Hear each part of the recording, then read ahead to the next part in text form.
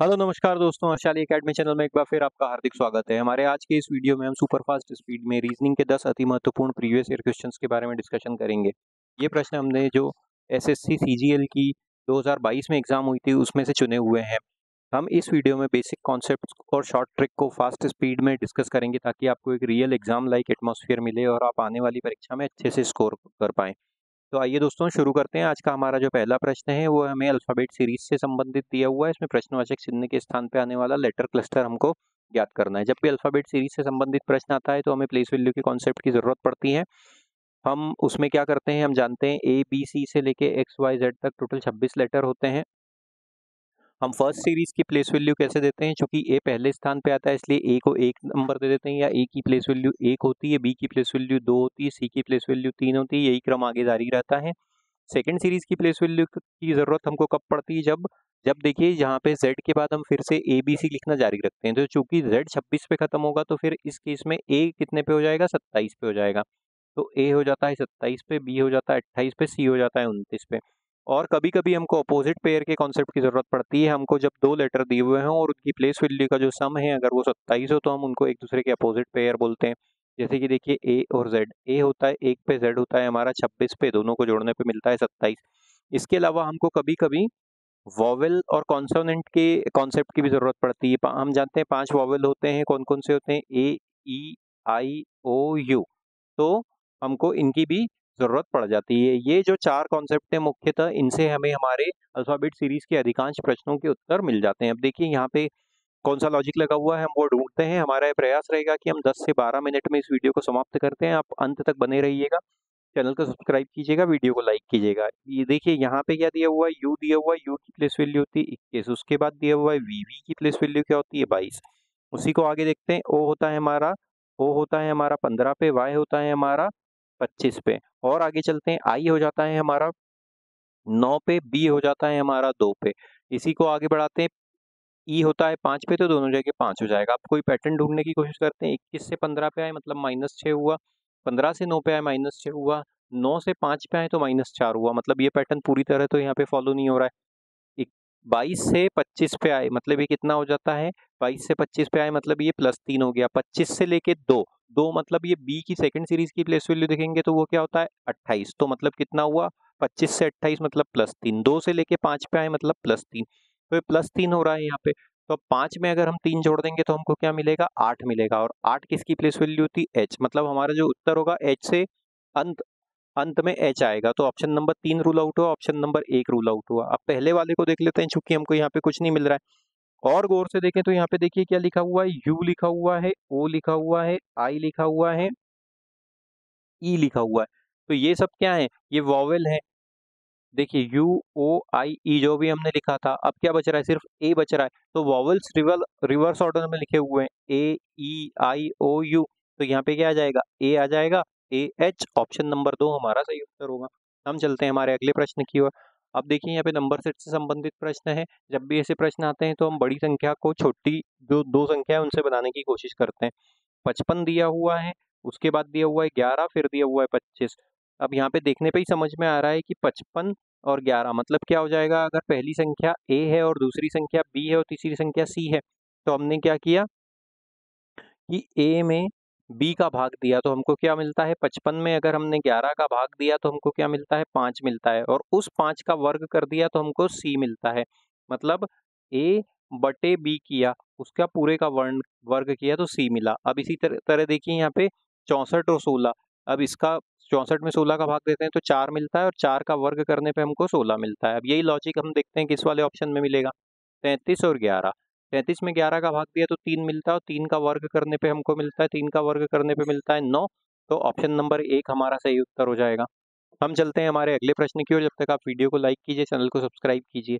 यहाँ पे देखिए क्लासिफिकेशन का प्रश्न है, इनकी प्लेस वैल्यू देखते हैं। H की प्लेस वैल्यू होती है 8 पे, M होता है हमारा 13 पे, और D होता है 4 पे।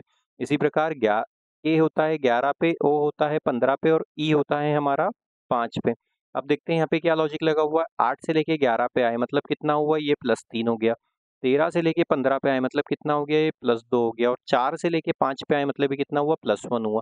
इसी प्रकार यहाँ पे देखिए b होता है 2 पे, e होता है 5 पे, मतलब कितना हुआ +3 हुआ। n होता है 14 पे, p होता है 16 पे, मतलब कितना हुआ +2 हुआ। q होता है हमारा 17 पे, r होता है हमारा 18 पे, मतलब +1। तो कैसा लॉजिक है, +3 +2 +1 +3 +2 +1। अब यहाँ पे देख लेते हैं f की प्लेस वैल्यू क्या थी, क्या दिया हुआ है हमको, f l v। f की प्लेस वैल्यू थी 6, l होता है 12 पे और v होता है हमारा 22 पे। इसमें +3 किया मतलब ऊपर क्या होगा, -3 होगा, तो यहाँ पे 3 आ जाएगा। 3 मतलब क्या होता है, c, तो हमारा उत्तर c से शुरू होगा। ऑप्शन नंबर 4 हमारा सही उत्तर होगा। आगे हल करने की जरूरत ही नहीं है, इसी तरीके से हम इन शॉर्ट ट्रिक्स के माध्यम से हम हमारा समय बचाएंगे परीक्षा में। देखिए अब ये वेन डायग्राम का संबंध से संबंधित प्रश्न है। इन तीनों क्लासेस में जो वर्ड्स में जो संबंध है उसको किस वेन डायग्राम से समझाया जा सकता है। जब भी ऐसा प्रश्न आता है दो दो के पेयर में देखते हैं, ह्यूमंस है एंड मेन है। ह्यूमंस क्या होता है, सभी मनुष्यों के लिए इस्तेमाल किया जाता है, और मैन मतलब क्या होता है, सभी पुरुष। तो अगर ह्यूमंस का ये एक सर्कल है तो मैन उसके अंदर एक छोटा सर्कल होगा। अब देख लेते हैं इन दोनों के अंदर मैन, अच्छा ह्यूमन और डांसर को देख लेते हैं, तो जितने भी डांसर हैं वो ह्यूमंस ही होंगे, तो ये एक सर्कल डांसर्स का बन जाएगा। अब इन दोनों को देख लेते हैं, मैन और डांसर्स। अब जितने भी डांसर्स हैं वो मैन हो, ऐसा हो भी सकता है, लेकिन जितने भी डांसर्स हो वो सभी मैन हो ऐसा नहीं हो सकता, क्योंकि फीमेल भी डांसर हो सकती है। तो ये दोनों आपस में ओवरलैप करेंगे, तो किस प्रकार का चित्र बनेगा, ये अगर मैन का सर्कल है तो डांसर का सर्कल इसको ओवरलैप करेगा। ऑप्शन नंबर 3 हमारा सही उत्तर होगा। हम चलते हैं हमारे अगले प्रश्न की ओर। आप देखते हैं यहाँ पे 5वें नंबर के प्रश्न में हमको क्या दिया है, ऑड वन आउट चुनना है।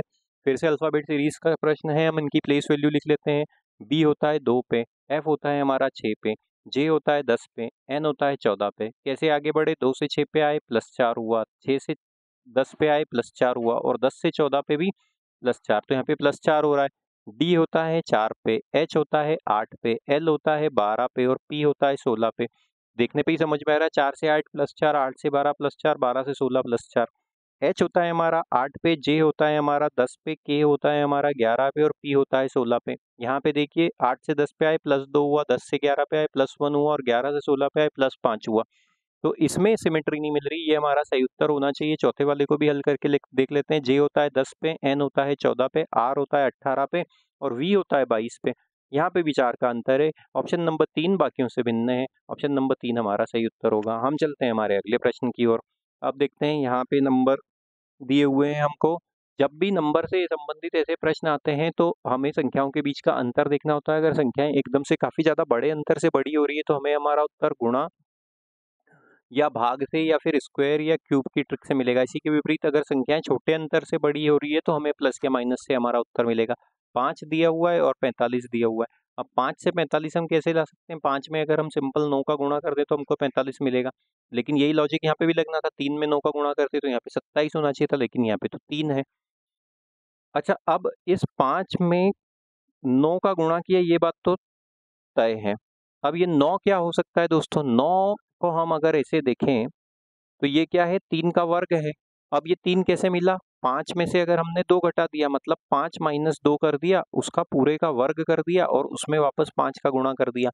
अर्थ क्या हुआ, पहली संख्या a है, दूसरी संख्या b है, तो हमने क्या किया, a में a माइनस 2 होल स्क्वायर का गुणा किया तो हमको b मिला। अब देखते हैं यही लॉजिक यहाँ पे भी लगा है, क्या 3 है, 3 में से अगर हमने गुणा किया 3 माइनस 1, तो ये क्या हो जाएगा, 3 गुणित 3 में से 3 माइनस 2 का गुणा करेंगे, माफ कीजिए, 3 माइनस 2 किया तो 1, और 1 का वर्ग क्या होता है, 1 ही होता है, तो 3 गुणित 1 3, यही लॉजिक यहाँ लगा हुआ है। अब देखो यहाँ पे क्या दिया हुआ है, 6 6 दिया हुआ है, 6 में किसका गुणा करेंगे, 6 माइनस 2 के होल स्क्वायर का। 6 माइनस 2 क्या होता है, 4 होता है, और 4 का वर्ग क्या होता है, 16, तो 6 गुणित 16 किया तो हमको मिलता है 96।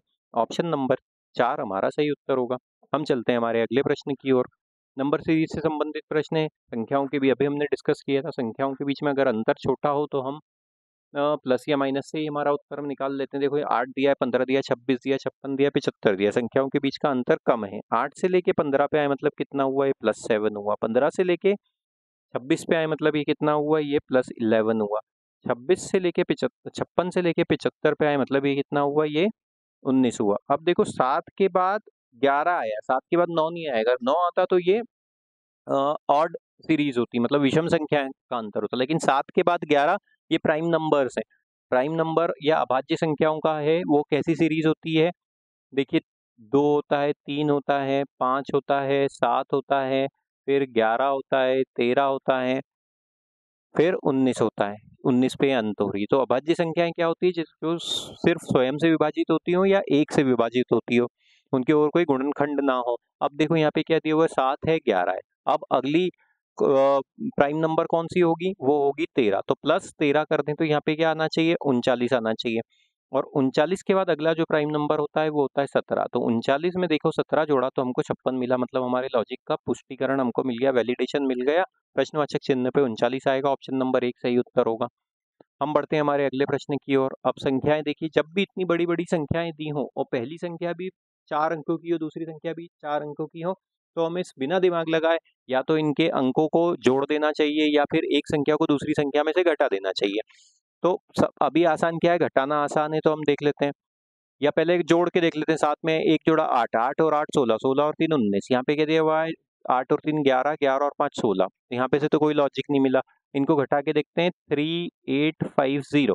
इसको इसमें से घटाते हैं, 3 3, ये हो गया 11 में से 8 गए तो 3 और 6 में से 3 गए, तो मतलब कितने का अंतर हो गया?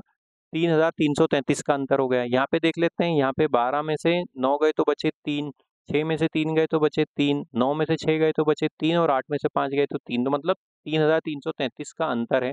इसमें से भी 3333 घटा देंगे तो हमें हमारा उत्तर मिल जाएगा। 7 में से 3 गए तो बचे 4, 5 में से 3 गए तो बचे 2, 9 में से 3 गए तो बचे 6 और 6 में से 3 गए तो बचे 3। 3624, ऑप्शन नंबर 2 हमारा सही उत्तर होगा। हम वीडियो में आगे बढ़ते हैं हमारे अगले प्रश्न की ओर। जब तक आप चैनल को लाइक कीजिए, चैनल को सब्सक्राइब कीजिए, वीडियो को लाइक कीजिए। 625 है, 5 है, संख्याओं के बीच में अंतर काफी ज्यादा बड़ा है, तो हमें हमारा उत्तर गुणा भाग या फिर स्क्वायर या क्यूब की ट्रिक से मिलेगा। अब देखो यहाँ पे क्या दिया हुआ है, 625 दिया हुआ है, उसके सामने कौन सी संख्या दी हुई है? 5। अब हम जानते हैं 5 का जो घन होता है वो क्या होता है? 125 होता है। और 125 में अगर हम 5 का गुणा कर दें तो हमको क्या मिलेगा? 625 मिलेगा। अब देखते हैं यहाँ पे क्या दिया हुआ है, 2560 दिया हुआ है, इसके सामने क्या दिया हुआ है? 8। 8 का जो घन होता है वो 512 होता है। 512 में अगर हम 5 का गुणा करें तो क्या हमको 2560 मिलेगा? तो 5 दूना 10 की शून्य, हासिल के एक, 5 एकम 5 और एक 6 और पच्चम 25। हमको वही वाली संख्या मिल गई है। मतलब लॉजिक क्या लगा हुआ है, पहली संख्या ए है और दूसरी संख्या बी है, तो हमने बी का क्यूब किया, उसमें 5 का गुणा कर दिया तो हमको ए मिल गया। अब देख लेते हैं यहाँ पे क्या दिया हुआ है, 5000 दिया हुआ है, तो इसको कैसे लिख सकते हैं? 10,000 सॉरी 1000 गुणित 5। 1000 क्या होता है? 10 का घन होता है। तो ये हमको क्या मिलेगा? 10 का, यहाँ पे प्रश्नवाचक चिन्ह के स्थान पे कौन सी संख्या मिलेगी हमको? 3 मिलेगी, ऑप्शन नंबर 3, 10 यहाँ पे सही उत्तर होगा। हम बढ़ते हैं हमारे अगले प्रश्न की ओर। यहाँ पे देखो आस्क को कैसे लिखा हुआ है, ASK, इसको कैसे लिखा गया है? 62 के रूप में लिखा हुआ है। ए होता है 1 पे, एस होता है हमारा 19 पे और के होता है हमारा 11 पे। इनको आपस में जोड़ देते हैं, 19 और एक 20 और 11 31। 31 का अगर 2 गुना कर दें तो हमको 62 मिलता है। उसी प्रकार देखिए बाय का क्या होता है, बी होता है 2 पे, वाई होता है 25 पे और ई होता है 5 पे।